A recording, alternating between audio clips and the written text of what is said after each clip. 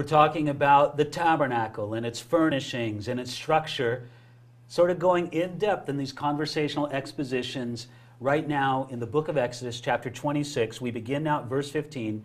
But although previously, the last time we talked about this system of coverings, there were 4 different coverings. Maybe we could show the people the graphic of those 4 coverings put together. The interior one being the linen one of the cherubim, then the goat's hair, then the ram's skin dyed red, and then finally the porpoise, badger, and sea cow skins, whatever it was, in those 4. But all of that had to set upon a frame, didn't it? And so that's what we're going to talk about now, the frame upon which it would stand. Somebody read starting now at verse 15. And for the tabernacle you shall make the boards of acacia wood standing upright. 10 cubits shall be the length of a board, and 1.5 cubits shall be the width of each board. 2 pinions shall be in each board for binding one to another. Thus you shall make for all the boards of the tabernacle. And you shall make the boards for the tabernacle, 20 boards for the south side. You shall make 40 sockets of silver under the 20 boards, 2 sockets under each of the boards for its 2 pinions. And for the second side of the tabernacle, the north side, there shall be 20 boards and their 40 sockets of silver, 2 sockets under each of the boards. For the far side of the tabernacle, westward, you shall make 6 boards. And you shall also make 2 boards for the 2 back corners of the tabernacle. They shall be coupled together at the bottom, and they shall be coupled together at the top by 1 ring. Thus it shall be for both of them. They shall be for the 2 corners. So there shall be 8 boards with their sockets of silver, 16 sockets, 2 sockets under each board. Okay, Again, so you got the very system, clear, of boards and sockets and poles and things all interconnected. Maybe we should go back and start just with the boards themselves and as they were to be constructed. What were the boards actually made of at their core? It says here that they're made of acacia wood. Okay. Now, what's so great about acacia wood? Yeah, we see it all the time here in the building. Was it just something that was very easy to get? It was obtainable. It was out in that portion of the wilderness that they were in. But you know, it's also an extremely hard wood, very resistant to bugs and pests and things like that. It lasts. You know, when I was in Europe living there for years, you'd see oak beams that are more than 500 years old. Well, I've heard that acacia wood is even hardier and a harder wood than even oak. And so it was just a good building material.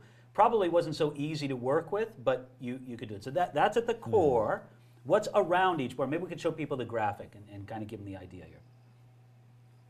Around it is gold, isn't it? A covering of gold put upon a foundation of silver. But the foundation has 2 parts to it. Yeah. Isn't that interesting? The foundation of God's work there at the tabernacle was to be on 2 parts for each board. I wonder if that's not speaking to us prophetically of the Old Testament and the New Testament. Wow. God's work among Jew and Gentile, both there, 2 different parts, resting on that. But there's also some significance in it being a foundation of silver. What does silver speak of in the Scriptures? Throughout the Scriptures, we see silver speaking of redemption. Being redeemed. So literally, the tabernacle was built on the foundation of redemption. Wow. Then the preciousness of gold, the strength of acacia wood, but then it's also joined together by a system, coupled together. Yeah. Yes, bars that were used to join together. Maybe we should talk about that starting at verse 26. It says, and you shall make bars of acacia wood, 5 for the boards on one side of the tabernacle, 5 bars for the boards on the other side of the tabernacle, and 5 bars for the boards of the side of the tabernacle, for the far side westward.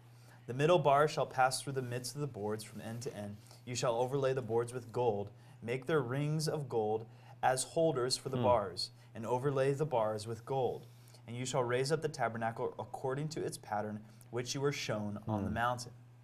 Okay, now, so you have this structure sort of taking shape. And from the dimensions given of the boards and that, we can sort of calculate how big the tabernacle was. How big of a tent are we talking about? Not very big, really. I mean, I think we always envision something huge and large, but maybe something like, what do we have here? Maybe you thought 15 feet by like 45? 15 feet wide. People think maybe about 45 feet long.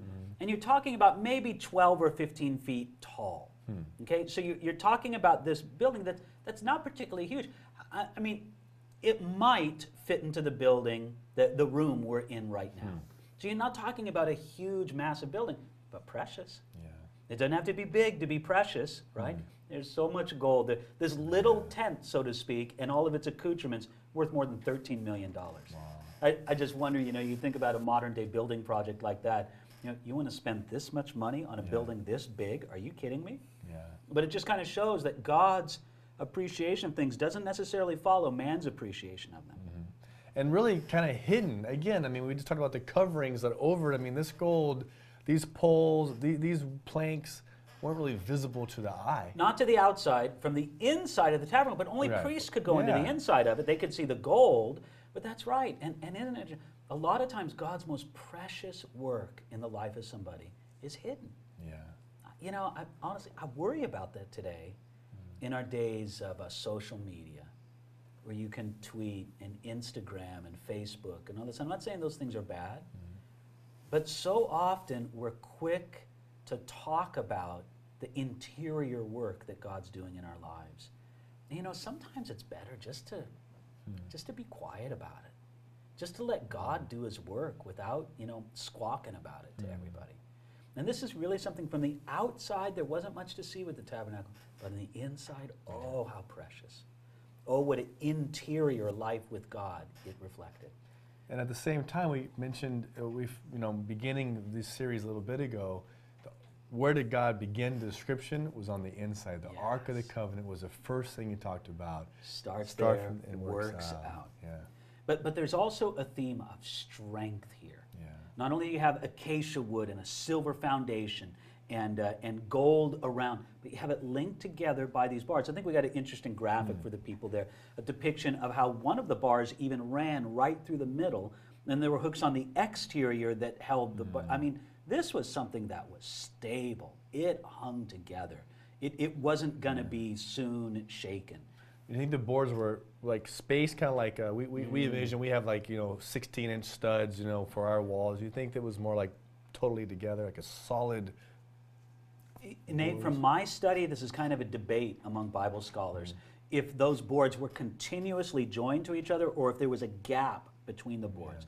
I tend to think that they were more just right next to each other.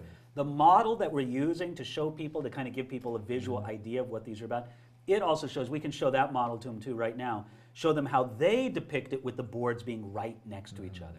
But that's kind of what it would have looked like, at least according to this artist's description of the boards being joined right together. But you take a look at that, that's strong. That's not going anywhere.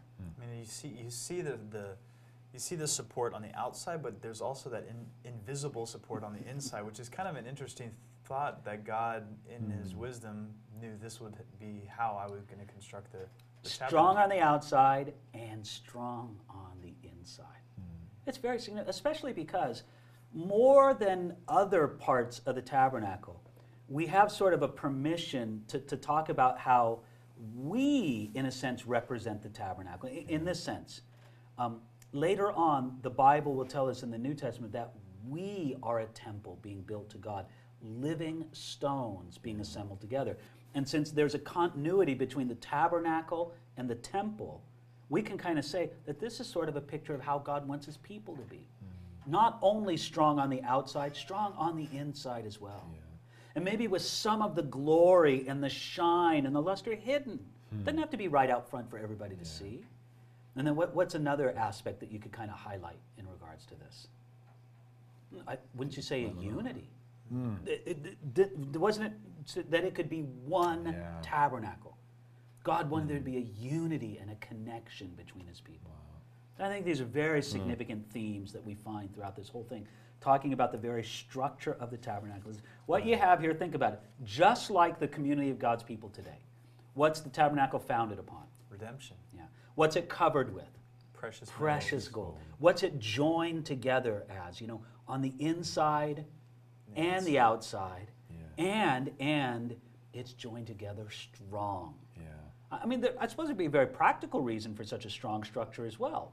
Well, being in Israel, there would be some pretty nasty weather. Or storms the extreme weather that it would have to deal with, all of that. And it's the same way in our life. That's why God wants us built on such a strong foundation and with such solid walls. Okay, great stuff. Next, we're going to take a look at a couple of coverings, 2 barriers in here, but that's for us next time when we get into chapter 26. So we'll break here and pick it up next time.